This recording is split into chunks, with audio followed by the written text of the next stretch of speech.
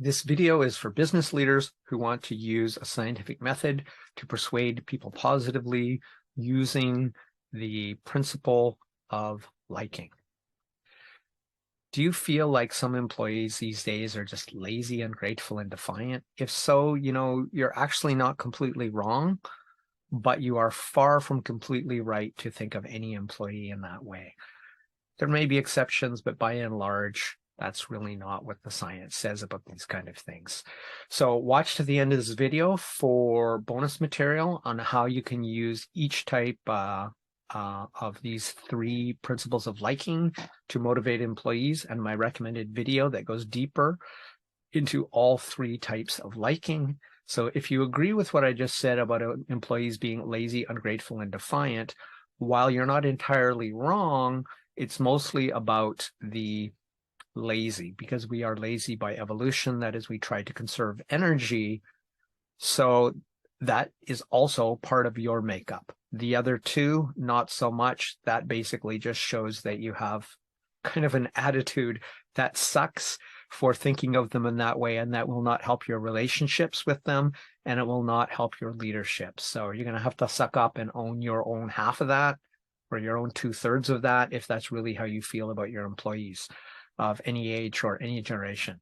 So if on the other mindset, you think there's a better way to think about them or of them, let's talk about these three different ways you can lead based on Dr. Robert Cialdini's persuasion principles, and in particular, the one principle of his 7, this one being called liking. And liking is just the idea that we like people who have things in common with us, or we like people who are like us.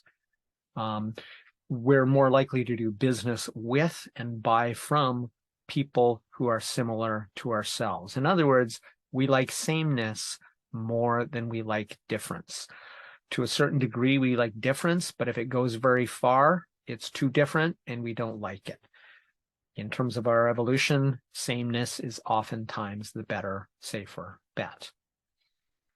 So that's the first type of liking, similarity to somebody else, that you have something in common.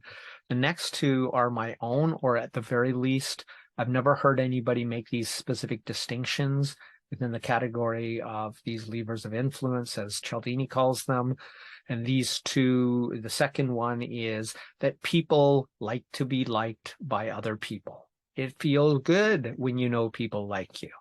That's simply what I mean by the second type of liking, being liked by others. And the third one is that we feel good when we are around people we like. We feel good about ourselves when we are around people we like. So we're already to the bonus content, so thank you for watching this far and to catch this bonus material. So to use the first of these three types of liking, find one single thing you genuinely have in common with each employee. Now, this isn't that hard to do, and I'll explain why in a minute. So then the second one is, the second point regarding this is that you spend somewhere around 1 minute, maybe even less, talking to them on their first day of work to establish one of these three types of liking. Make it genuine, but spend 1 minute. You have 1 minute to invest in a relationship which will pay both of you back forever, simply by you taking that minute on their first day of work, if you possibly can.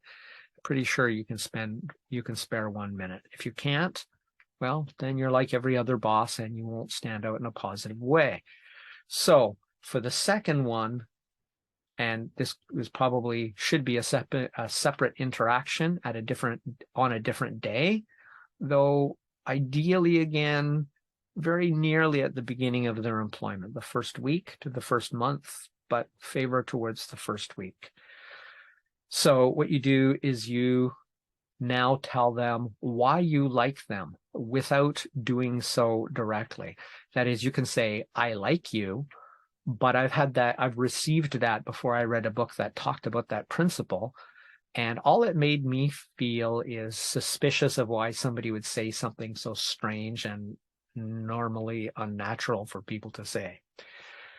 And my suspicions were confirmed. It was a tactic, and that's what it felt like when it came across. So I would say instead of doing that, it'll be even more effective if you can tell them why you like them in person, but indirectly. So let me give you an example of this. Something like, oh, let's say they have a photo on their desk or in their cubicle, whatever it is, depending how your workplace is. Oh, did you take that photo? I really admire people who are so creative or artistic. The key really is to find something, anything that is genuine and true that you truly like about them. Now, I'll get to a point that if there's no opportunity to do that in their immediate environment, that there's other ways to do it, and it has everything to do with your onboarding. So the third one then is give them a genuine reason to like you. In other words, do some kind of small kindness. Again, this is going to take you 30 seconds to a minute, probably no more, and you can control that interaction because you're dropping by or flying by their desk or their workspace on your way somewhere. So you can control it. Say, hey, yeah, up, and you're on your way. You can control the time, and it would be worth its weight in gold to establish these anchors of liking that will then stay with them until your next interaction. They already like you right from the day they've arrived, basically, because you've done this correctly. So you do them that small kindness. Now there could be sending them a link to a joke or something, but you want to make sure it's something you know they will enjoy. So if it's a joke, you have to be careful. You need to understand something about their sense of humor, or from the 2 previous interactions, you have information. If you don't, that's where we get to that third part, or the fourth part in a sense, where I'll tell you about that. So if you do all 3 of these in the first week, even the first month, but in particular in the first week, you will have anchored liking between you. Not only is that influential in terms of the psychology of influence, but it's just a great way to start a relationship with an employee who now feels like the big boss actually knows who I am. If you don't think that's important, mentally switch those positions. If you are the nobody who just came in, or even a senior level executive, but don't report directly to the top leader, which I'm speaking to now, the CEO, someone high level, who takes that 30 seconds to a minute on the first day, that will make them feel special in a way there's almost nothing else you can do. For that 1 minute of investment, it will pay you hundreds or thousands of minutes over their career, or even maybe over the next year. So essentially what you've just done, that anchoring will remain as long as you continue to have positive interactions with them. If and when you have interactions 4 out of 5 times, that is 4 interactions that are generally positive, for every 1 interaction that is negative or has critical feedback to give them that they may not want to hear. If you maintain that ratio, which was established by Roy Baumeister when he talks about it in his book, The Power of Bad, I believe it's called. Excellent book. Some people actually put that ratio as high as about 1 to 6 rather than 1 to 5. That is 1 negative or critical interaction out of every 6 rather than 1 out of every 5. Either one is probably fine. 4 to 5 interactions that are positive for each one that isn't. Now remember, that's a ratio. That doesn't mean you have to do 4 positive ones before you criticize them. You might have something critical you need to share with them, some constructive criticism on the second interaction. But then you need to consider that the next 3 interactions should probably be positive. You need to maintain that ratio to maintain that positivity. Otherwise, they'll feel continuously criticized because we have a disproportionate sense that is called the negativity bias, which was, I believe, discovered by the previously mentioned researcher Roy Baumeister, and Daniel Kahneman also talked about it in Loss Aversion. In the case of personal interactions, unlike money, it seems to be about We hate losing about twice as much as we like gaining. In personal interactions, which involve criticism or positive and negative overall outcomes, it seems like it's more like 4 positive to 1 negative, that the 1 negative has about 4 times the power in that situation. So this will work better. Everything I've said just before this will work better if this is a face-to-face interaction. No matter how brief and short it is, it will be far better if you say this to them, to their face, of course, at an appropriate social distance, at the right calibrated social distance. So this all requires that you know ahead of time or are able to learn within that short interaction just enough to be able to create or produce any one of these 3 kinds of liking when you interact with them, especially and ideally those first 3 times, and especially and ideally within the first week. The first month is okay, but I think that's stretching it. So if you have the right onboarding strategy, and I talk about this in other videos that I won't link to, but I will talk about it in future videos.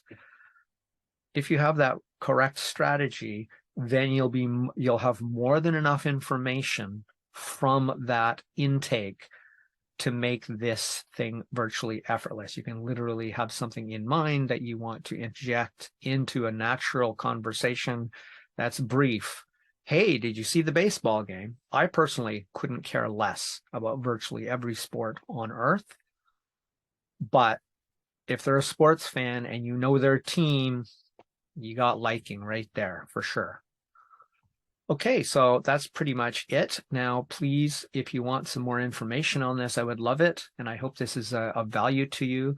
Please download my Positive Influence Primer and learn to use the 6 other persuasion principles that create superior marketing results and help you be more persuasive in any interaction you have.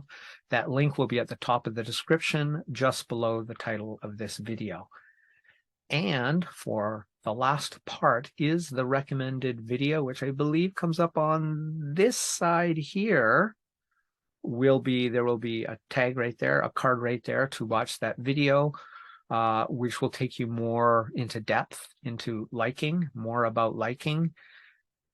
And I will also put that same video link at the bottom of the description if you miss it as a card. That's it for Crush It Club 291. The 3, oh, let me see. I got to read this title for sure. Lead the way with 3 types of liking. My name is Tim B. Green. Bye for now.